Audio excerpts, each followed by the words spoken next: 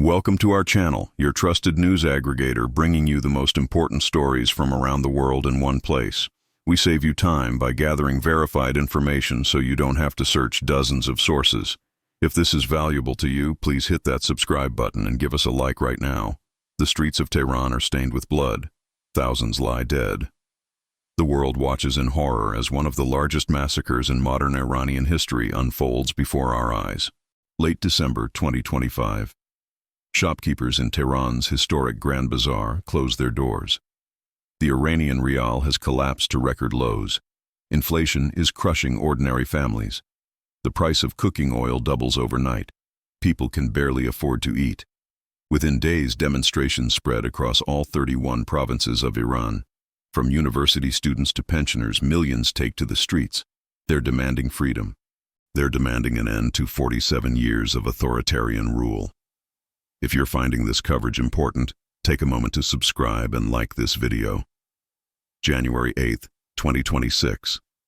A day that will be remembered in infamy. Supreme Leader Ali Khamenei gives the order.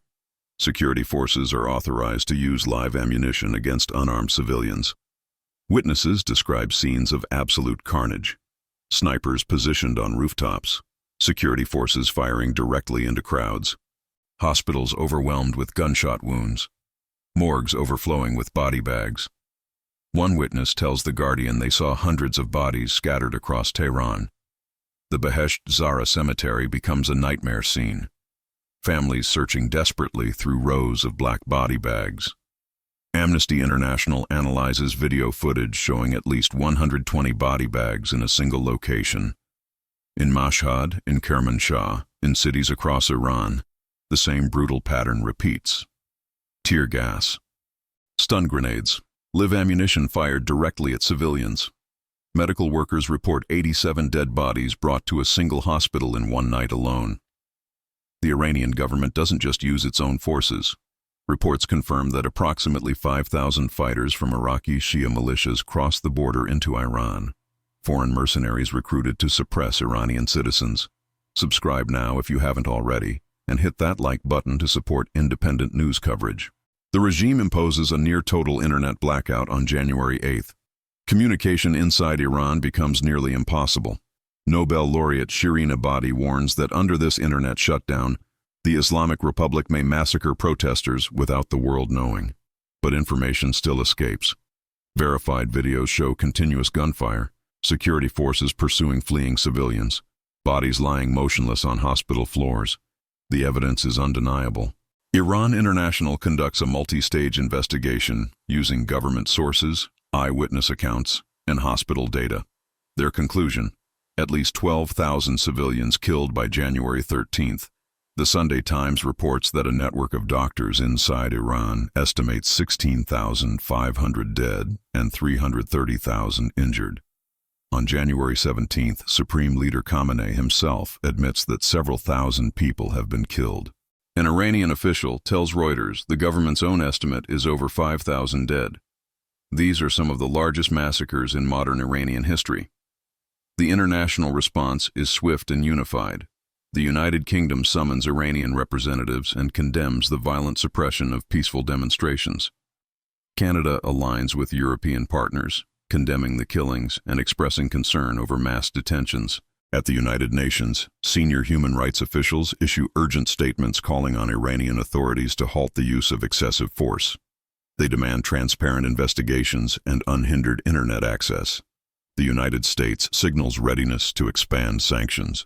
President Trump warns Iran that if they execute protesters, America will take very strong action.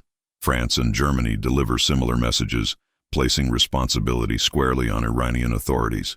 Please take a second to like this video and subscribe to stay informed on this developing crisis. Human rights organization Henga argues that these massacres constitute crimes against humanity under international law. They document government forces acting within a coordinated, systematic policy of repression. On January 19th, Iran Human Rights calls for the massacres to be investigated by the International Criminal Court. They invoke the responsibility to protect commitment of the United Nations. International airlines cancel flights to and from Iran. Turkish Airlines cancels 17 flights. The isolation of Iran grows as the world rejects the regime's brutality. Inside Iran, the crackdown continues. Thousands are arrested. State media broadcasts coerced confessions. The authorities threaten executions. The Iranian diaspora around the world holds solidarity rallies. In Sydney, in Los Angeles, in London, Iranians abroad stand with their countrymen. They wave the lion and sun flag. They demand freedom for their people. This is a moment of profound crisis. The Iranian people face a choice between submission and continued resistance against overwhelming force. If you care about human rights, show your support by subscribing to this channel and liking this video right now. The world is watching Iran.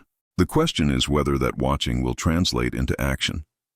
Whether the international condemnation will lead to real consequences for a regime that has ordered the massacre of its own people. This is not just about Iran. This is about whether the international community will stand by its stated principles, whether the responsibility to protect is more than empty words. The protests began with economic grievances, but quickly became about dignity, freedom, and the right to determine one's own future without fear. The regime has responded with overwhelming violence, with foreign militias, with internet blackouts, with mass arrests, with thousands of deaths. But the Iranian people continue to resist, continue to demand change, continue to risk everything for the possibility of a different future. Their courage is extraordinary. Their suffering demands our attention. Don't forget to subscribe and like this video. Stay informed. Share this story. Let the world know what is happening in Iran. Thank you for watching. We'll continue to bring you updates as this crisis develops. This is your news aggregator, keeping you informed, saving you time, bringing you the truth.